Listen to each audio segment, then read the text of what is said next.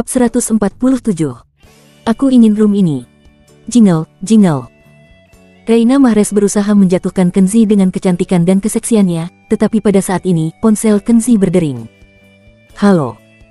Kenzi tahu apa yang dipikirkan Reina Mahrez, jadi dia segera menjawab telepon dan meninggalkan kantor. Reina Mahrez melihat punggungnya saat dia keluar, dan matanya yang indah penuh dengan kehilangan dan penyesalan. Telepon itu dari Aurora Bliss, yang secara khusus memberitahunya bahwa saudara ipar Panduwinata sedang merayakan ulang tahunnya hari ini dan akan pergi ke restoran untuk makan bersamanya. Berbicara tentang saudara ipar Panduwinata, Kenzi benar-benar tidak tertarik untuk makan makanan ulang tahunnya. Namun, hubungan antara saudara ipar itu masih ada, jadi dia harus pergi. Pada siang hari, Kenzi dan Aurora Bliss datang ke restoran yang elegan. Kebetulan keluarga Panduwinata juga datang ke pintu restoran. Panduwinata mengenakan setelan jas dan memiliki gaya rambut yang gagah, yang terlihat sangat gaya. Pemilik restoran adalah kenalan Panduwinata, melihat Panduwinata seperti melihat pamannya, dan dia tersenyum dengan sangat antusias. Tetapi ketika dia mendengar bahwa Panduwinata akan makan di room restoran yang paling mewah, senyum pemiliknya sedikit memudar. Karena room tertinggi satu-satunya itu telah dipesan. Tidak, aku merayakan ulang tahunku hari ini, jadi aku ingin room tertinggi. Panduwinata menepuk dadanya dan berkata dengan arogan, aku adalah wakil presiden Urban Investment Corporation yang bermartabat, tidakkah kamu memberiku wajah? Panduwinata mengatakan ini, bahkan jika pemilik berada dalam situasi yang sulit, dia harus menemukan cara untuk memenuhi keinginan Panduwinata. Jadi Panduwinata mengangkat kepalanya dan melangkah ke dalam room tertinggi yang mewah. Pada saat ini, orang tua Aurora Bliss belum datang, dan istri Panduwinata masih dalam perjalanan, jadi mereka duduk untuk minum teh dan menunggu mereka datang. Kenzi, saya mendengar bahwa Anda telah melakukan pekerjaan penjualan kecil di perusahaan istri Anda baru-baru ini, apakah pekerjaanmu cukup baik? Ibu Panduwinata, yang selalu tidak menyukai keberadaan Kenzi, bertanya pura-pura khawatir. Menurutnya, Kenzi, yang tinggal bersama istrinya, adalah lelucon besar dibandingkan dengan Panduwinata. Tidak buruk. Kenzi tahu keadaan pikiran ibu Panduwinata, tetapi dia hanya minum teh dan tidak ingin bercerita lebih banyak padanya. Panduwinata tertawa dan berkata dengan sinis, tentu saja tidak buruk memiliki istri CEO untuk menafkahimu. Saya percaya bahwa bahkan meski Anda babi, selama Anda mengandalkan istri CEO, Anda bisa bergaul dengan baik. Orang tua Panduwinata tertawa dan tertawa, dengan rasa sarkasme yang kuat. Panduwinata tertawa, tetapi dia menolak untuk melepaskan Kenzi, dan terus menggoda. Kenzi, kapan kamu bisa bekerja sebagai manajer? Istrimu adalah presiden perusahaan, ini adalah kesempatan bagus. Selama Anda berperilaku lebih baik di rumah dan menuangkan lebih banyak air untuk kaki istri Anda, saya dapat menjamin bahwa Rora akan mempromosikan Anda menjadi seorang manajer. Kemudian dia menunjukkan wajah yang mencolok, lihatlah Panduwinataku, di bawah usia 30 tahun, dia sudah menjadi wakil presiden perusahaan investasi kota. Dia mengelola ratusan karyawan, dan dia telah melakukan beberapa proyek besar, dan dia memiliki wajah kemanapun dia pergi, dan semua orang menghormatinya. Mendengar ini, Panduwinata sangat bangga dan memamerkan wajahnya. Kenzi mengabaikan mereka sepanjang waktu dan hanya menganggap mereka sebagai badut yang melompat-lompat di atas balok. Wajah Aurora Bliss sudah lama kewalahan, tetapi dia tidak mengatakan sepatah kata pun, dia minum teh dengan kepala tertunduk, berpura-pura menjadi kura-kura. Pada saat ini, pemilik sebelumnya masuk dan berkata dengan nada meminta maaf, Tuan Winata, saya benar-benar minta maaf. Para tamu yang memesan room ini tidak mau melepaskan. Saya hanya bisa meminta Anda untuk mengosongkan room ini dan makan di tempat lain. Panduwinata tidak senang ketika mendengar ini, apakah Anda memberitahu mereka bahwa hari ini adalah hari ulang tahun saya, dan saya, Panduwinata, wakil presiden Urban Investment Corporation. Apakah saya tidak punya wajah sama sekali? Melihat bahwa dia tidak senang, pemilik itu mundur dan berkata dengan suara rendah. Saya sudah mengatakannya sebelumnya. Tetapi orang-orang itu mengatakan bahwa Anda bukan orang yang perlu dihormati, jadi mereka tidak mau menyerah. Panduwinata menamparkan meja dan berdiri, dan berkata dengan suara tegas, omongan yang sangat besar. Saya ingin tahu bajingan mana yang berani memandang rendah Panduwinata. Oke, Panduwinata, kamu masih berani bermain di roomku. Percaya atau tidak, aku akan kembali dan menarik status wakil presidenmu. Saat dia berbicara, seorang pria jangkung berusia 35 atau 6 tahun berjalan ke dalam room dengan wajah dingin. Kenzi dapat melihat dengan jelas bahwa pria jangkung ini, dia telah melihatnya sendiri, saudara Sony yang ditemuinya saat minum di rumah Damian Wilson. Tetapi ketika Panduwinata melihatnya, itu seperti kelinci yang melihat harimau, dia tertegun dan seperti orang bodoh. Pria tinggi bernama Sony ini kebetulan adalah pemimpin Departemen Konstruksi Kota. Perusahaan investasi kota tempat Panduwinata bekerja adalah institusi bawahan dari Departemen Konstruksi Kota, setara dengan bos langsung Panduwinata. Panduwinata segera bereaksi dan dengan cepat meminta maaf seperti seorang cucu. Maaf, saya benar-benar minta maaf, saya tidak tahu bahwa room ini dipesan oleh Anda. Saya akan segera mengosongkan room ini, sehingga tidak akan mempengaruhi makanmu dengan teman-temanmu. Anda tidak perlu peduli padaku, aku tahu aku salah, aku tidak tahu tutup mulut. Panduwinata sudah berkeringat dengan tergesa-gesa, dan dia menamparkan mulutnya sendiri saat dia berbicara. Orang tua Panduwinata juga cemas, dan bergegas untuk menengahi. Direktur Sony, saya benar-benar minta maaf, Panduwinata baru saja membuat kesalahan, dan kami berdua meminta maaf kepada Anda atas namanya. Apakah menurut Anda ini akan berhasil? Panduwinata akan membayar meja Anda, saya hanya memohon Anda untuk tenang. Ya, saya akan membayar meja Anda. Panduwinata berkata dengan tergesa-gesa, wajahnya menjadi pucat, seputih kapas. Menyinggung orang besar seperti Direktur Sony bukanlah lelucon, Panduwinata tahu betul bahwa jika dia tidak pergi hari ini, dia akan dapat mencabut status wakil presidennya setiap detik. Sony Pamian mengerutkan kening dan menatap Panduwinata, dan melambaikan tangannya dengan sedih, silahkan pergi, itu bukan urusanku. Ya, saya akan segera mengosongkan room itu. Panduwinata mengangguk lagi dan lagi, ingin segera melarikan diri. Panduwinata, bukankah kamu memiliki banyak wajah, bukankah kamu sengaja ingin menjamu tamu di room tertinggi ini? Mengapa kamu ingin mengusirku sekarang? Melihat Panduwinata mendesaknya untuk pergi, Kenzi tidak bisa menahan diri dan mencibir. Wajah Panduwinata memerah dan dia sangat marah. Pada saat ini, Sony Pamian memperhatikan Kenzi dan diam-diam terkejut, lalu dengan cepat melangkah maju dengan senyum rendah hati dan gugup. Itu Anda, Tuan Kenzi. Saya benar-benar minta maaf, saya tidak melihat Tuan Kenzi sedang makan di sini juga. Maaf, ini salahku telah mempengaruhi nafsu makan Anda. Anda tidak perlu pindah, cukup makan di room ini. Aku akan membayar pesanan meja ini, sebagai penebus kesalahanku. Kenzi buru-buru berkata. Tidak apa-apa, kamar pribadi ini awalnya dipesan oleh Anda, jadi kami yang harus mengubah tempat. Tidak, jangan keluar, di sini saja. Sony Pamian buru-buru menghentikan Kenzi dan bersikeras memberikan room itu padanya. Saudara Sony, aku tidak enak. Kenzi sedikit malu dan tidak tahu harus berkata apa.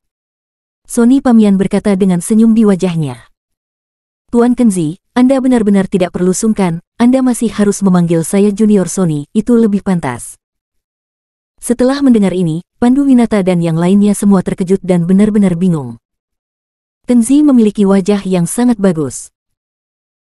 Direktur Sony jelas beberapa tahun lebih tua dari Kenzi, tetapi dia harus memanggilnya dengan sopan Junior Sony, dan dia harus membayar tagihan dan menyerahkan roomnya. Apa alasan untuk hal yang aneh seperti itu? Aurora Bliss juga tidak bisa mengetahuinya, dan tampak bingung.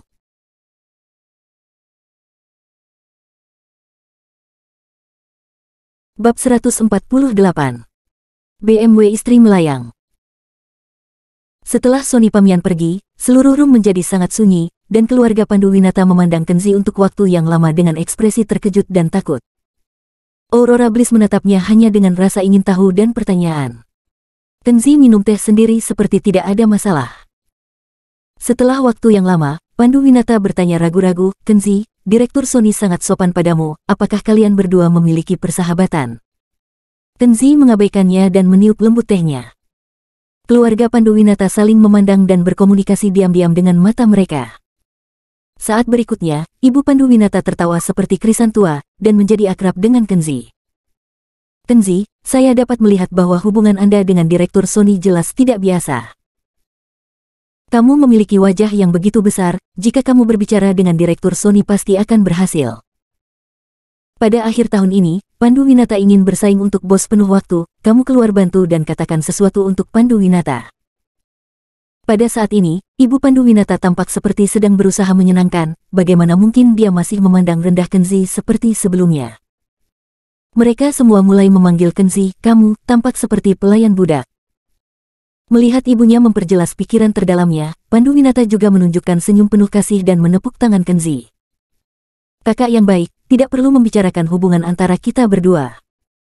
Kamu bantu aku bicara. Selama aku menjadi bos, aku akan memperlakukanmu sebagai saudaraku di masa depan, dan kamu Kenzi akan menjadi saudaraku. Ini benar-benar penjilat. Aurora Bliss menatap wajah Panduwinata yang tak tahu malu dan ingin muntah. Tapi Panduwinata tidak peduli, apa peduli dengan wajahnya dibanding impian.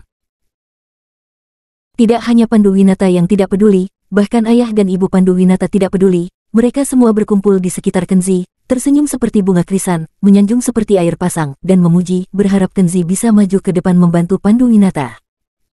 Kenzi tidak tahan lagi, dia meletakkan cangkir teh dan berkata, bukankah kalian baru saja mengatakan bahwa saya hanya seorang pedagang kecil yang hidup dari istrinya, bagaimana saya bisa membantu Panduwinata? Tidak, itu hanya lelucon, itu tidak boleh dianggap serius. Kami dapat melihat bahwa Anda lebih dari sekadar penjual kecil. Bahkan orang-orang seperti Direktur Sony menghormati wajah Anda adalah orang yang nyata terhormat tanpa menunjukkan penampilanmu. Keluarga Panduwinata tertawa lebih rendah hati dan memberi sanjungan sampai akhir. Kenzi menatap wajah mereka dan tertawa dalam hatinya. Tapi di wajahnya, dia masih tenang dan tenang seperti biasa. Kalian terlalu banyak berpikir.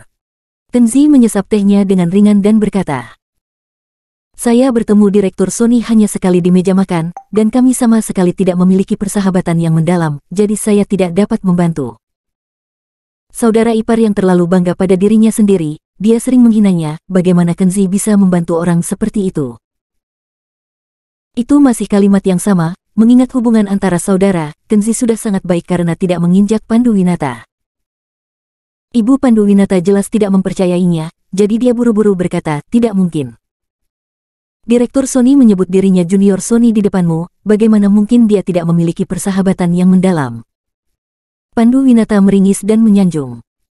Saudaraku Kenzi, saya tahu bahwa saya biasanya memperlakukan Anda dengan buruk. Anda memiliki keluhan terhadap saya di dalam hati Anda. Tetapi pada saat yang genting ini, saudara Kenzi, jangan pedulikan orang seperti saya, bantu saya. Kenzi hampir tertawa ketika mendengar ini. Tampaknya di mata orang-orang seperti Panduwinata, satu-satunya hal yang penting baginya adalah menemukan cara untuk menjilat. Maaf, kamu benar-benar salah paham. Kenzi masih tampak acuh tak acuh dan tidak memberi mereka kesempatan untuk memanfaatkannya. Aku tidak berbohong padamu, aku benar-benar tidak memiliki persahabatan yang mendalam dengan saudara Sony. Aku hanya bertemu di meja anggur dan bahkan sekarang, saya tidak tahu nama lengkap Direktur Sony itu. Saya yakin Direktur Sony juga tidak tahu nama lengkap saya. Jika Anda tidak percaya, Anda bisa bertanya padanya. Saya yakin dia tidak tahu nama lengkapku. Setelah mendengar ini, Panduwinata dan keluarganya ragu. Tepat pada saat ini, Sony Pamian membawa segelas anggur dan datang ke room ini dengan senyum di wajahnya, khusus bersulung untuk Kenzi. Sebelum dia membuka mulutnya, Ibu Panduwinata buru-buru mendekatinya dan bertanya, Direktur Sony, apakah kamu mengenalnya? Sony Pamian berkata dengan senyum rendah hati. Aku tidak bisa mengatakan bahwa aku kenal dengan Tuan Kenzi, ini baru kedua kalinya aku bertemu dengannya. Omong-omong, Tuan Kenzi, saya masih belum tahu nama lengkap Anda. Nama belakang Harimurti, nama panggilan Kenzi. Kenzi tersenyum sambil memegang cangkir dan menyambut Sony Pamian. Melihat bahwa Direktur Sony benar-benar tidak tahu nama lengkap Kenzi, semua keluarga Panduwinata kecewa. Mereka ingin mengandalkan saudara ipar Kenzi untuk membantu Panduwinata mengucapkan beberapa patah kata, tetapi sekarang, itu pasti tidak bisa membantu. Aurora Bliss tersenyum mencela diri sendiri, hanya memegang secangkir teh. Dari sudut pandangnya, meskipun Kenzi sering membuat pertunjukan yang menarik selama periode waktu ini, esensinya tidak berubah, dia tetaplah dia, suaminya yang biasa dan bahkan tidak menjanjikan. Di sore hari, Kenzi menulis laporan kinerja sore di departemen penjualan, dan kemudian ketika tiba waktunya untuk pulang kerja, dia pulang dengan BMW Aurora Bliss. Kembali ke villa keluarga Bliss, ada tamu di rumah. Ada nenek Aurora Bliss, dan juga sepupu Morgan Bliss, dan saudara perempuan Morgan Bliss, Jenny Bliss, semuanya duduk di ruang tamu, ditemani oleh Renal Bliss dan Mulan Rante. Dia tidak tahu apa yang mereka katakan, wajah Renal Bliss dan Mulan Rante tidak terlalu bagus, dan suasana di ruang tamu agak aneh. Melihat Aurora Bliss memasuki pintu, Morgan Bliss langsung tertawa dan berdiri. Kamu kembali tepat waktu. Nenek akan melihat pemandangan sekitar beberapa hari ini. Tidak ada mobil, jadi BMW yang diberikan perusahaan kepadamu harus diambil dan diserahkan kepadaku. Aurora Bliss mendengar ini seperti terkena getah. Tanpa persiapan psikologis, dia sedikit bingung. BMW seri 5 miliknya adalah kendaraan kantor khusus yang diberikan kepada CEO oleh perusahaan, mengapa dia harus menyerahkannya tanpa alasan? Bukankah di rumah leluhur keluarga Bliss memiliki mobil niaga yang sangat bagus? Untuk orang tua seperti nenek, bukankah mobil niaga lebih cocok daripada mobil perusahaan? Aurora Bliss menatap neneknya, wanita tua dari keluarga Bliss hanya mencicipi teh ringan, tanpa menunjukkan ekspresi apapun. Jenny Bliss tertawa terpesona dan berkata, "Sepupu, serahkan kunci mobil dengan cepat. Di masa depan, mobil ini akan disimpan oleh Morgan Bliss, dan dia akan mengendarai mobil untuk nenek." Aurora Bliss tiba-tiba mengerti bahwa itu pasti Morgan Bliss yang ingin memakai mobil-mobil ini. Bukankah Morgan Bliss punya mobil, mengapa dia harus menggertak dirinya sendiri dan mengambil BMW yang diberikan kepadanya? Aurora Bliss menatap neneknya dengan keluhan di matanya. "Nenek, jika saya menyerahkan mobil itu kepada Morgan Bliss, bagaimana dengan saya? Kamu tahu, saya adalah CEO perusahaan, dan saya memiliki banyak hal yang harus dilakukan. Jika saya tidak punya mobil..." "Sepupu." Morgan Bliss dia menyelanya dengan suam-suam kuku. "Sekarang nenek yang ingin menggunakan mobil. Apakah Anda punya pendapat? Jika Anda pikir tidak nyaman untuk tidak memiliki mobil, Anda dapat membelinya sendiri." "Itu benar." Jenny Bliss tampak sembrono. "Kamu sudah menjadi presiden wanita selama 3 tahun, kamu bahkan tidak mampu membeli troli, kan? Apakah kamu tidak merasa malu karena selalu menggunakan sumber daya perusahaan untuk mobil pribadi?" Aurora Bliss merasakan penghinaan yang dalam di bawah serangan sinis dari dua saudara lelaki dan perempuan itu. Tapi neneknya masih memiliki ekspresi acuh tak acuh dan tidak mengangkat kelopak matanya. Aurora Bliss sangat tidak berdaya, mengingat apa yang dikatakan seorang tetua kepadanya beberapa hari yang lalu. Nenek sudah kembali dari pemulihan sekarang, diperkirakan akan bergerak, dia harus mempertahankan kursi presidennya. Bahkan jika dia enggan, dia hanya bisa menyerahkan kunci mobil. Jenny Bliss mendengus pelan, dengan ekspresi kemenangan di wajahnya. "Paman, Bibi, makananmu terlalu pedas. Nenek tidak terbiasa, jadi kita tidak akan tinggal untuk makan malam." Morgan Bliss mengambil kunci mobil dan berkata dengan arogan, dia tidak meletakkan Renal Bliss dan Mulan Rante di matanya sebagai penatua dengan serius. Dia memberi wajah tersenyum, membantu wanita tua keluarga Bliss, dan rombongan meninggalkan rumah keluarga Bliss. Dari awal hingga akhir, Nyonya Bliss bahkan tidak melihat Aurora Bliss. Aurora Bliss sangat sedih hingga matanya merah.